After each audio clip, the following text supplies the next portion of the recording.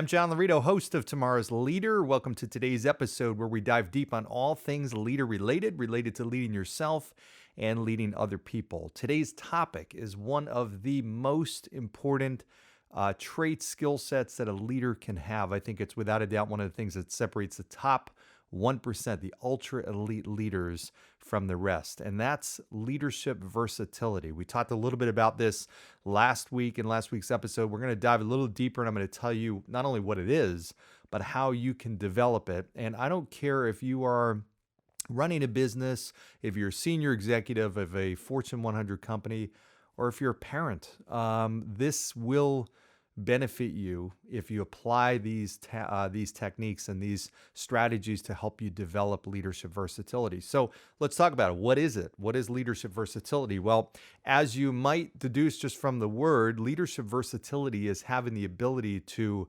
really read and respond to different types of situations, environments, problems, scenarios. And one of the things that we know, and especially this year, if you're listening to this at some point, this is the middle of COVID in 2020, we know that there has been an incredible amount of disruptive change. Everybody's life has changed. The question is how much. Everybody's business has changed. The question is how much. Some businesses have absolutely thrived in this new environment. Unbeknownst to them going into this, they have come out a significantly stronger company. There are leaders that have come out significantly stronger. There are individuals, people, families, relationships that have come out significantly stronger because of their ability to adapt to a new environment and a set of new expectations and norms. So let's talk a little bit about more specifically what this means. We know leaders are faced with all kinds of challenges, and that might be we've got to do more with less. We've got to think more globally, but act more locally. We've got to figure out new markets to get into. We've got to figure out how to develop teams in a way where they operate effectively and maybe breed a healthy level of competition, but not the wrong type of competition. We've got all these changing circumstances and coupled with some things that we expect are going to change, but also the unexpected changes that happened. Certainly this year is a great example of that. So leadership versatility really is that type of leader. A versatile leader is a type of leader that has the ability to change and adapt and read different situations, be able to understand ultimately where things are going to head and be able to adapt effectively. Now, this ultimately is everything from the strategic thinking and strategic leadership, which I think about in terms of the strategy of what's going to help their organization or their team succeed in the future. But it's also the operational leadership. Which is the execution and the implementation. It's the behavioral leadership. It's how we act and how we communicate differently to different types of people. So when I think about leadership versatility, I think about everything, not just adapting to different circumstances, but also being able to lead different types of people. And those things, those traits, those abilities, again, this is one of those things that if you can develop it, it helps you become among the best of the best that I've certainly seen and that you've probably seen. And ultimately, you've seen the result of these types of leaders because they're leaders that lead tremendous initiatives. They lead tremendous organizations through incredible growth. And it's largely because of this trait. So the question is, okay, I understand it. I get it. How do I develop it? Because you may or may not have that natural skill set. And I don't believe that anybody is a natural leader. There's some people that come equipped with more skills, but there's no such thing as being born to lead. The journey to become a great leader and a top level leader is a never ending journey. You're never at that point of arrival. You're constantly developing and getting better and better. So anybody, and I truly believe this, anybody can be a great leader and learn to be a great leader. And anybody can learn leadership versatility and how to be a more adaptable leader. So let's talk about the ways that we do it. There are primarily three ways that you can develop leadership versatility. The first is it really comes down to your experiences. So the most versatile leaders, if I look at their backgrounds, they're leaders that have had a lot of different experiences. And I'm not talking necessarily about a lot of different companies, although a lot of them have, but they have taken on a whole lot of different challenges and new experiences. Rarely do you see that type of leader that's a versatile leader that stayed in the same role for an extended period of time of 5, 6, 7 years. Something has changed. They've taken on new opportunities. They've taken risks. They've taken chances. They've stretched their comfort zone. Sometimes they've changed companies. Sometimes they've changed industries. And that ultimately, when you think about it, the experiences that that type of leader has, they've put their eyes on totally different situations.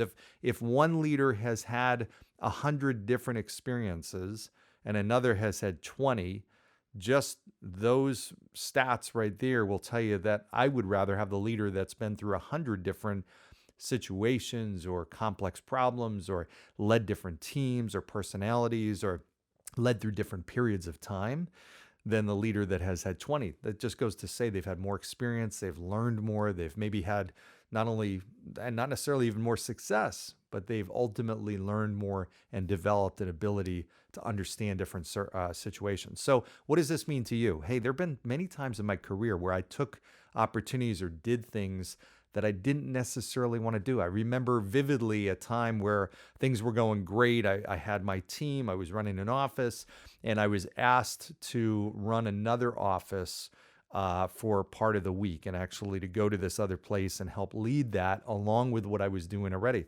To be honest with you, I didn't want to do it. And I've been asked that a couple of times in my career. I didn't necessarily want to do it because everything was going great. I felt like, okay, I was building a lot of momentum. I felt like this was going to be a distraction and take me off of my number one goal, which was to continue to build my team at a higher and higher level. And I did it though. And ultimately, it proved to be incredibly valuable because I learned a ton. I got an opportunity to lead different types of people. I led an organization in that situation that was not doing very well. So I had those balanced experiences where I was leading a team in one office that was doing extremely well. And then I was leading another team in another office that was not doing well, that was actually significantly struggling.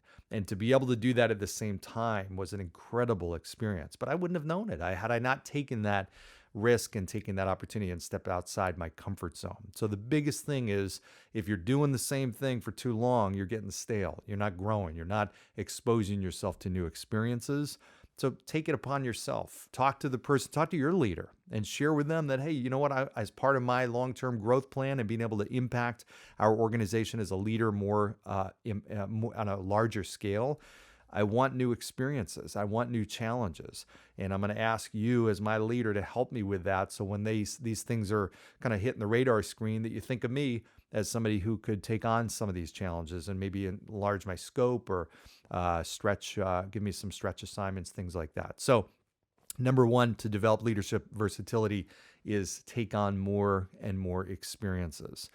The second thing is feedback. So we all need feedback. And unfortunately, the higher you go in leadership, the less feedback you typically get unless you ask for it. So there's all different types of ways to do this. You can do it in more of a formal, structured, even anonymous type of way where you do a 360 review. You might send something like that out to your team, and there's all different ways to do that. And if you're interested, reach out to me. I'll share with you exactly how to do it. Very effective. I've been on both ends of that before where I've given feedback and also been the one getting feedback. It's been absolutely outstanding and eye-opening every time. But the other thing is you can simply, in an informal setting, ask people, ask your team, what is it that you see that's working, or just be observant. One of the things I've always done as a leader is observe intently what happens after I deliver a message, after I make a decision. I observe other leaders, good and bad. I watch what works, what doesn't work, and that's building up my experience and ultimately my knowledge and skill sets with leadership. So just simply asking for feedback, you can get some tremendous things that will help you grow as a leader. But I always think about 4 questions. One, what are the things that I am doing right now as a leader that I need to stop doing? Okay, there may be some things that I'm doing that's breaking down trust. I don't even realize that. There may be some things that I'm complicating or making things more confusing, or I'm not communicating enough. What are the things that I am doing that I need to stop doing? And then what are the things that I am not doing that I need to start doing? which may be also eye-opening. But sometimes we really need feedback for that, because if I'm not doing it, I may not be doing it because I just don't know to do it, in which case I'm kind of blind to it, or I'm what's called unconsciously incompetent. And this is where I might need a coach or some advice from other people on what do I need to do that I'm not necessarily doing. But asking that question can be great. The other thing, what are the things that I'm doing right now that I want to continue to do? Okay, I want to be conscious of the things that I know that are working. That's important. And what are the things? The fourth thing is, what are the things that I'm not doing that I want to continue to not do? Again, I want to be consciously competent. What are the things that I'm doing that I want to continue? And what are the things that I'm not doing that I want to continue to not do? Okay, so those four things, once again, what am I doing that I need to stop? What am I not doing that I need to start? What am I doing that I need to continue? And what am I not doing that I need to continue to not do? Okay, those four things, you can kind of put a little square T-chart or, 4-box on a page and fill that out. That's a great way to assess some of the current status and also some of the changes you need to make.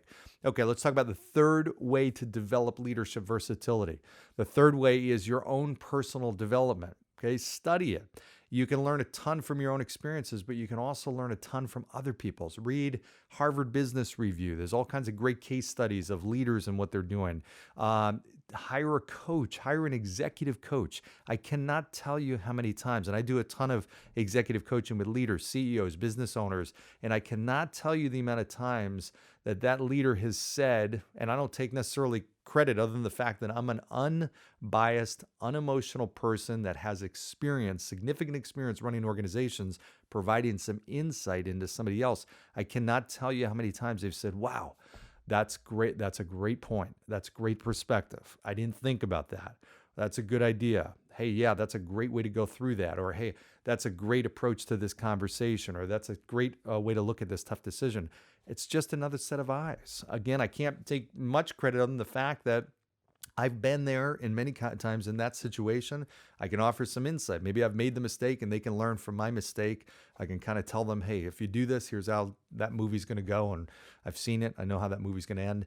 That outside perspective can help you dramatically expedite your growth. So all kinds of ways that you can focus on self-development. There's tons of great books. I've got one coming out, my quick little plug, Tomorrow's Leader, coming out in the next few months. I'll keep you posted on that.